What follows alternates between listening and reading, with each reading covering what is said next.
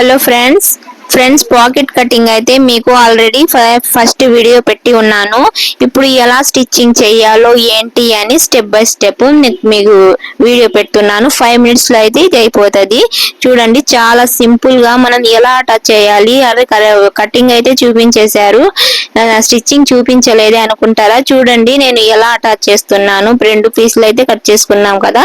ఇలా అయితే first piece అయితే నేను మాటల్లోనే స్టిచ్చింగ్ చేసేసానండి. ఇంకో పీస్ కూడా ఎలా స్టిచ్చింగ్ చేయాలో చూపిస్తే ఇక్కడ పైన అయితే ఒక స్టిచ్చింగ్ వేసేయండి ఫ్రెండ్స్.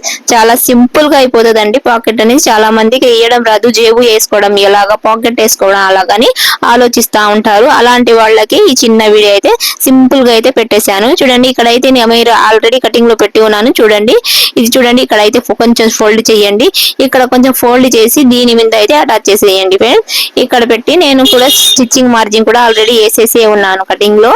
అక్కడ దాని మీదకైతే ఒక స్టిచ్చింగ్ వేసేయండి. ఇలా వేసి కొంచెం రఫ్ చేసేస్తే చాలా సింపుల్ గా అయిపోతుంది.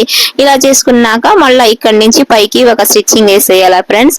అది ఎందుకంటే మనకి లోతు ఉంటది కదా, లోపలికి వెళ్ళిపోయి పైకి ఒక పీస్ కూడా మనకు కనిపించకుండా ఫినిషింగ్ నీట్గా వస్తదని. ఓకేనా ఫ్రెండ్స్? చూడండి, ఇలా నీట్ గా వస్తదని ఆ పై కుట్టు కూడా వేసేది. ప్లీజ్ మా ఛానల్స్ కి లైక్ చేయండి ఫ్రెండ్స్, సబ్స్క్రైబర్ చేసుకోండి. ఓకేనా? మీరు సబ్స్క్రైబర్ చేసుకుంటే నేను ప్రతి ఒక్క వీడియో మీ వరకు వస్తా ఉంటాయి ఫ్రెండ్స్.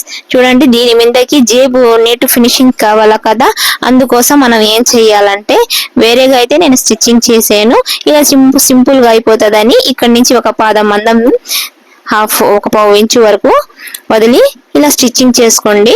చూడండి, మన ఫ్రాక్లకైనా డ్రెస్లకైనా దేనికైనా ఇలాగే స్టిచ్చింగ్ చేసుకోవచ్చు. ఇప్పుడైతే పాకెట్ అయితే రెడీ అయిపోయింది. చూడండి. ఓకేనా ఫ్రెండ్స్? Bye friends.